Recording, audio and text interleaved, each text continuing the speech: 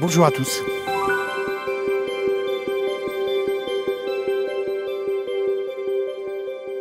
On vous dit toujours, dès qu'on commence à vous parler de mettre des sanctions commerciales, comme l'a fait Trump par exemple par rapport à la Chine, on vous dit, ah bah oui mais le consommateur va être lésé, il va payer 10% de plus sur ces produits-là. D'accord.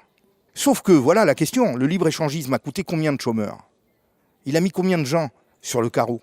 Combien de gens qui n'ont pas de travail, qui n'ont pas d'emploi, qui n'ont pas de revenus ou des revenus faibles, des revenus de transfert? Toute cette question du consommateur, quand on ramène l'agent, l'individu à son seul pôle consommateur, effectivement, on va toujours essayer de tirer les prix vers le bas en délocalisant. Mais si on relocalise, on va créer combien d'emplois, combien de richesses? Cette richesse, elle va être dans la population et les gens ne vont même plus se poser la question de savoir s'ils vont payer tel produit 1 euro de plus ou de moins. Ils s'en fichent.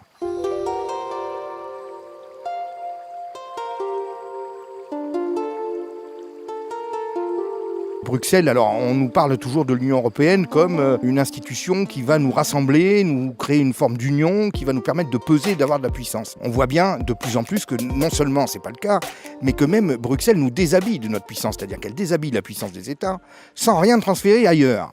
Et nous retrouvons en fait une zone sans frontières pour les produits qui viennent de partout, sans frontières par rapport aux questions migratoires dont on pourrait parler, parce que là aussi, on va avoir de très mauvaises surprises, à mon avis, dans les mois qui viennent. Des hauts responsables chinois ont pointé la défaillance de l'Occident, sa perte de puissance, sa perte d'autorité. Donc on voit bien qu'il y a un bras de fer qui est en train de s'instaurer entre une Chine qui a pu rebondir avec son système ultra-totalitaire, tout en gardant la main, le régime a gardé la main. Nous, on ne sait pas encore où on en est. Donc, en fait, on voit bien que Bruxelles ne nous a apporté aucune puissance depuis 20 ans, nous a affaiblis, a fait de l'Europe un vaste territoire ouvert à tous les vents.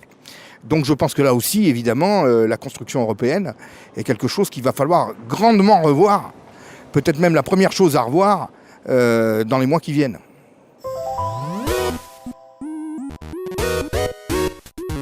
Le patrimoine des Français, à mon avis, est menacé depuis bien longtemps. Vous avez des magasins de chaînes, vous avez des fast-foods, toujours des chaînes. Bon, peu à peu, on voit bien, le système socialiste que nous avons broie les petites entreprises. Le socialisme nous déshumanise, il tue la petite entreprise indépendante. Je voudrais vous faire une remarque à ce niveau. Dans les années 80, tous les milieux d'affaires étaient politiquement orientés autour des Reagan, Thatcher, etc.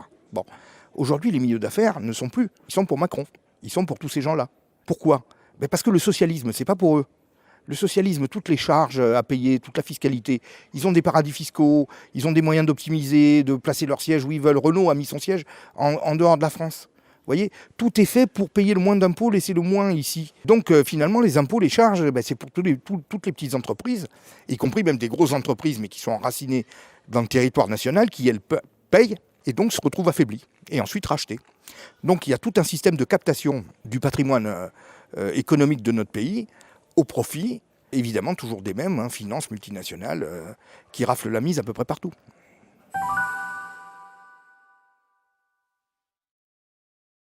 Les banques centrales injectent de la monnaie factice, plus ou moins, à travers ce qu'on appelle le quantitative easing, à hauteur de 600, 700, 1000 milliards d'euros par an. Bon, des sommes considérables. Mais tout ça transite par les banques qui ne le réinjectent pas dans l'économie réelle et s'en servent pour la spéculation. C'est pour ça que malgré cette injection d'argent, on n'a pas vu d'inflation. La seule inflation qu'on voit, c'est celle des actifs financiers qui gonflent parce que les banques ont tout capté. Donc, en fait, bien sûr, si cet argent avait été investi dans la recherche, si cet argent avait été investi dans des entreprises innovantes, il est bien évident que nous aurions retrouvé déjà des éléments de puissance, des entreprises viables qui créent de l'innovation. Aujourd'hui, c'est les entreprises innovantes qui sont la puissance et la prospérité de demain et d'après-demain. Aujourd'hui, l'Europe, sur tous les domaines principaux, que ce soit par exemple l'intelligence artificielle, est complètement à la remorque et des États-Unis et de la Chine.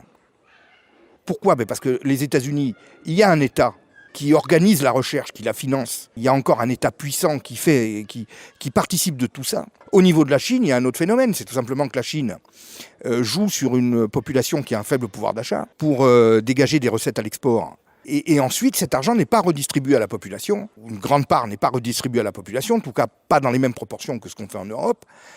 Cet argent sert à développer de nouvelles industries, développer de nouvelles technologies. Ça sert stratégiquement les intérêts de la Chine, qu'il s'agisse de recherche ou d'acquisition d'entreprises occidentales, et que donc ils n'arrêtent pas de progresser sur le dos d'une part de leur population qui est privée du fruit de son travail, on va dire. Nous, en Europe, qu'est-ce que vous voulez, c'est tout le contraire. C'est-à-dire qu'en Europe, c'est du social à tout va. En France, n'en parlons même pas. On n'a plus les moyens de dégager ce qu'il faut pour financer la recherche. Et donc, nous perdons d'année en année de la capacité à trouver de nouveaux créneaux porteurs.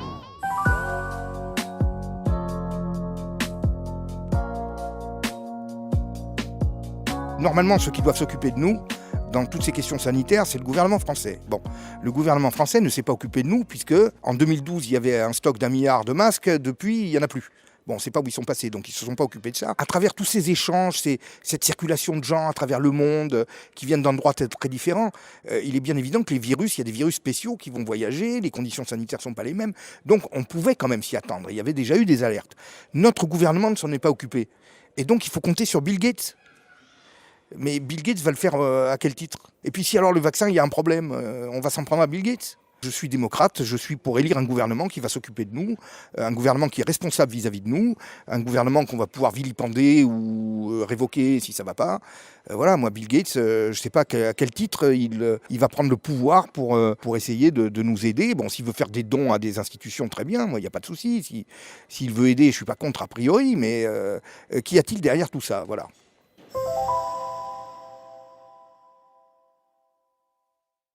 D'abord, pour commencer, le modèle chinois, l'économie chinoise n'a décollé que parce qu'elle a été puissamment aidée par les Occidentaux. À partir de 1979, l'avènement de Deng Xiaoping, on tourne le dos du côté chinois au maoïsme, donc on essaye de rentrer dans une économie plus libérale, qui ont de reprendre contact avec le marché, donc ils ont bien fait. Les Occidentaux ont immédiatement saisi la balle au bond, et on a de plus en plus délocalisé toutes nos productions là-bas.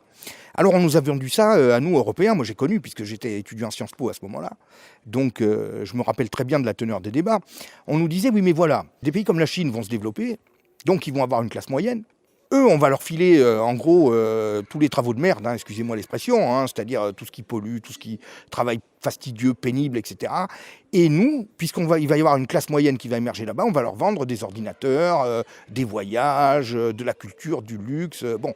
Donc on allait toujours en fait piloter ces gens-là de haut, et en fait tout le monde allait monter, et nous, on allait monter, on allait garder notre position. C'est pas du tout comme ça que ça s'est passé. En réalité, la Chine a récupéré toutes les industries, effectivement, de base.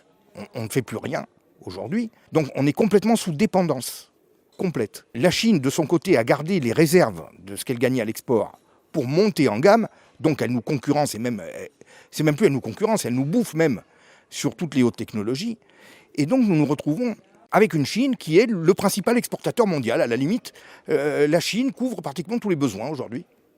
Les multinationales gagnent trop d'argent avec la Chine, nos pays sont trop dépendants, donc on ne rentre pas dans un monde pacifié autour d'une grande idée d'échange ou de partage, etc. Non, on revient à un monde où la puissance prime, et la puissance aujourd'hui, tout est entre les mains des Chinois.